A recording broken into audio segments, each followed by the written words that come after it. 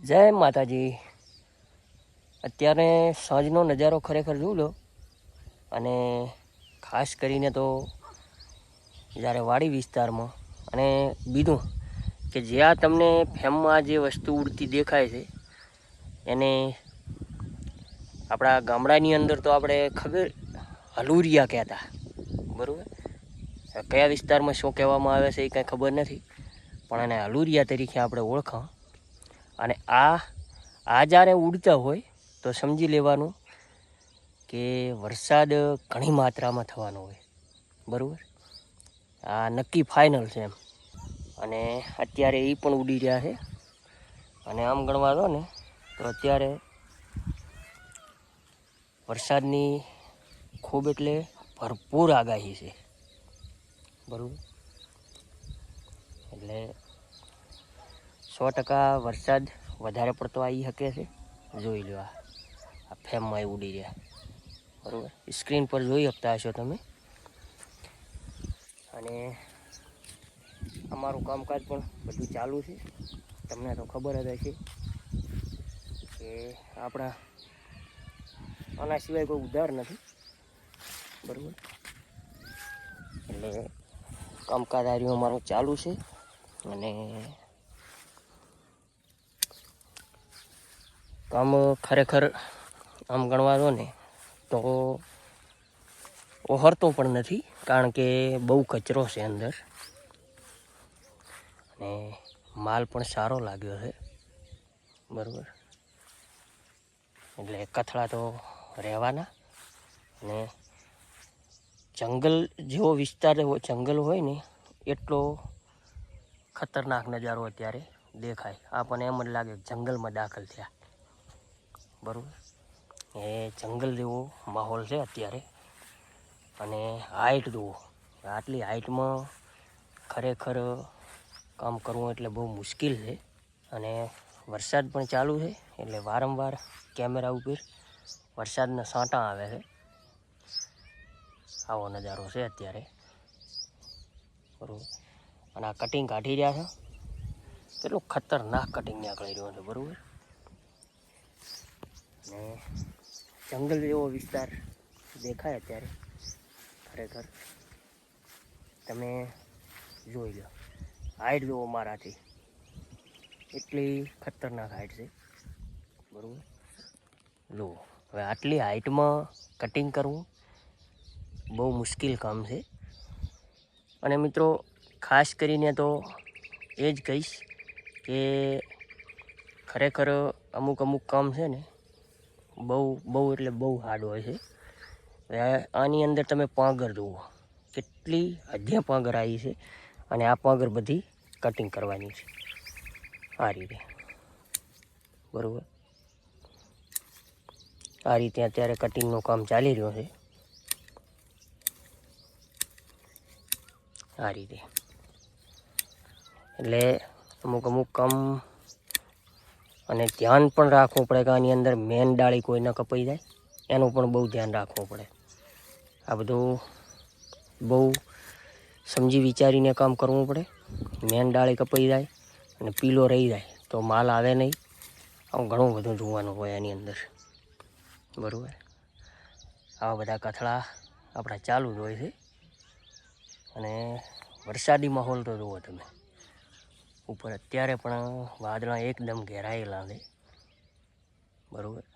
પણ શું કરીએ, જે કરવું હશે એ તો કામ તો ફાઇનલી જે કરવાનું છે એ કરવાનું. અને વરસાદ જોઈ લો તમે, એકલું પાણી જ પડ્યું છે માથે, બરાબર. વરસાદ પલે આવી રહ્યો છે. એટલે કામ કંઈ લાંબુ ન ઓહરવાનું કારણ જ વરસાદ છે, કારણ કે વરસાદ કંઈ ઉડવા જ નહીં જતો. જુઓ, જોરદાર અત્યારે નજારો છે. દિવસના સાંજના 5 વાગ્યા છે, બરાબર. ચલો થોડીક દાડમની શેર કરાવો. જોઈ લો, કોઈ પણ ઓળાની અંદર તમે જોશો તો ઓળની અંદર એકદમ ઘણું જંગલ જ દેખાય છે, અમેઝોન જેવું. અને આવો કચરો હોય છે, અંદર માલ કમ લાગ્યો છે. આ કચરો એક્સ્ટ્રા સડી ગયો એના કારણે જ્યાં આવ્યો અહીંયા સારો આવ્યો છે, નથી આવ્યો અહીંયા મીડિયમ છે. અને હવે પેલા ભેળો આટલે આવ્યો જ છું, તો બાજુમાં પ્લોટ છે તે પણ તમને બતાવું, કારણ કે એ બીજા મહિનાનો બિહાર છે. ત્યાં માલ કેવો છે, તૈયાર થયો ના થયો એ પણ બતાવું. બન્યારો જોઈ લો, આ બીજા પ્લોટ બરોબર આવો માલ છે અહીંયા બરોબર. જોરદાર માલ અહીંયા તૈયાર થઈ ગયો છે મિત્રો. અમુક બગીચાની અંદર ખરેખર જે બીજા મહિનામાં માલ લાગ્યો, જો આવો માલ લાગ્યો, આ બીજા મહિનાનો માલ. જો ડાળીઓ નેચી પડી ગઈ છે બરોબર. આટલો જોરદાર માલ છે અત્યારે.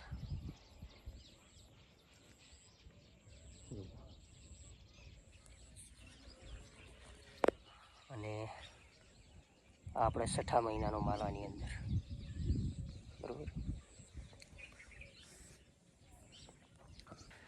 એટલે અમુક ટાઈમસર કોઈ બી કામ થઈ જાય ને એ સક્સેસફુલી હોય, અને અમુક ટાઈમ વગેરેનું ઘણો બધો કાઠો રહે. એટલે સિઝન દાડમની 2 આવે.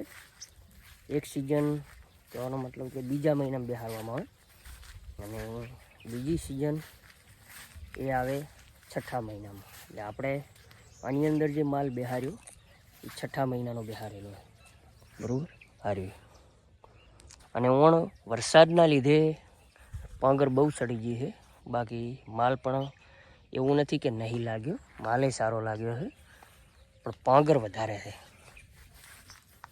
પાંગર વધારે હોય એટલે ઘણી બધી કહેવાનો મતલબ કે માલને અટકાવે બરાબર. એટલે આવું બધું કામકાજ ચાલુ છે. અને જે ફળ છે ને એ એકદમ ફ્રેશ છે બરાબર. ફળ જે છે એ ફ્રેશ છે. એટલે આ બધું રહેવાનું.